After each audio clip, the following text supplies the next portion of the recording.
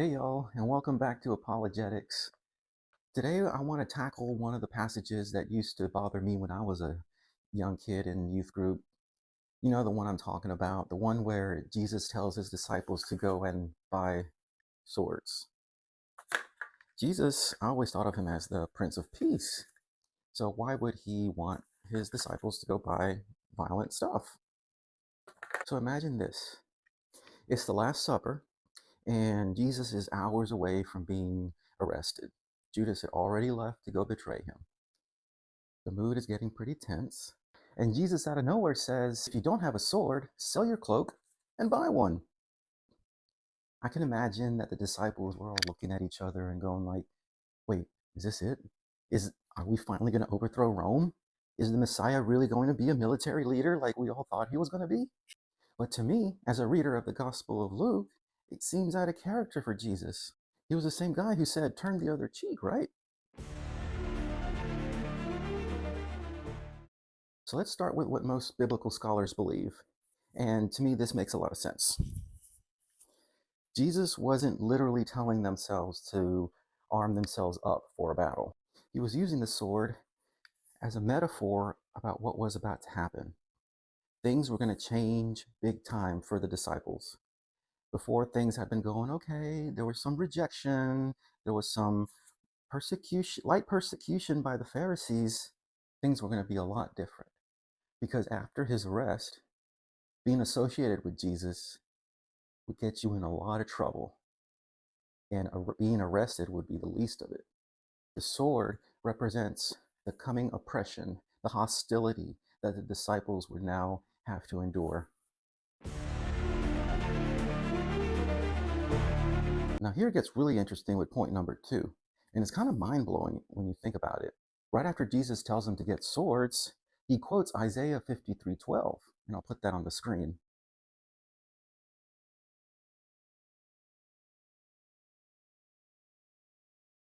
In other words, he needed to be seen, Jesus needed to be seen as a criminal, a rebel, a troublemaker. And what better way to look like a rebel and a troublemaker than having his followers have swords? It's fascinating how Jesus fulfilled so many messianic prophecies, including this tiny, tiny one about being counted among the rebels or the transgressors. Because think about it, when the temple guards do show up with Judas, they're carrying swords and clubs. They're expecting a fight. Now, here's the weird thing that stood out to me ever since I was a kid. The disciples tell Jesus, look, here are 2 swords. And then Jesus says, that's enough. This was a group of 12 people, including Jesus. How are 2 swords going to be enough to defend this group, particularly Jesus, their leader, from the temple guard who was completely armed?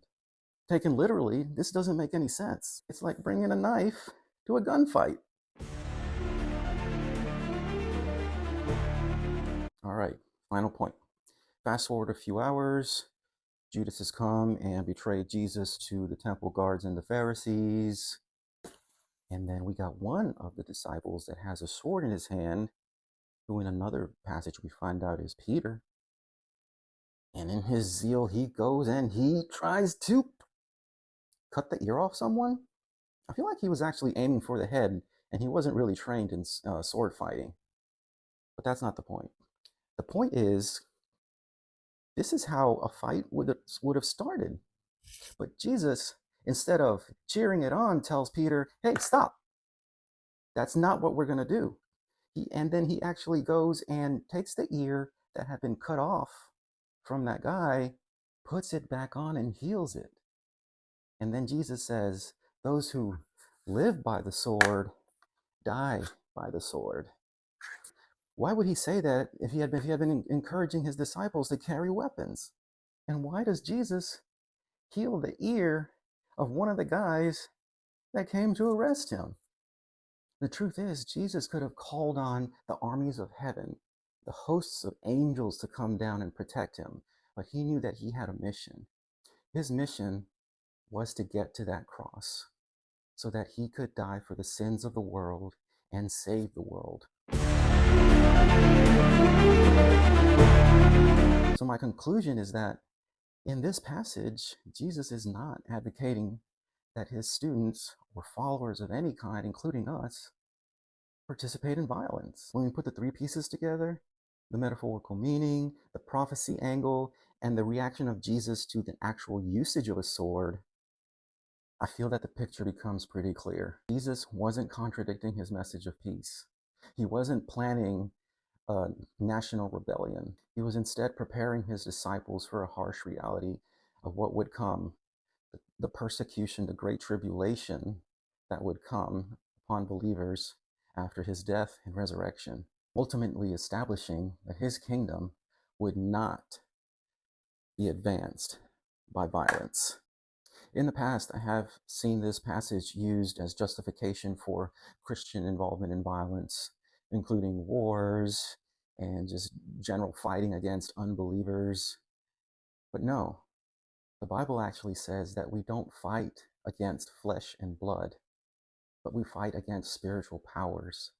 We fight against these things called dominions and principalities, basically just ranks of demonic activity that has taken over the world, or that had taken over the world. But Jesus has defeated those. The thing is, these powers and principalities still try to trick people today that they're still in power.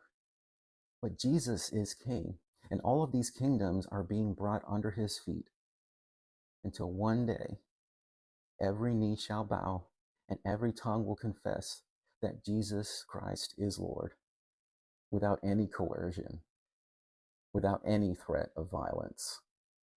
Hey guys, thanks for joining me on another episode of the Apawlogetics podcast. And like I always ask my patients, any questions, any concerns, leave them below. And be sure to like, share, and paw that subscribe button so that algorithm can help others sniff this podcast out.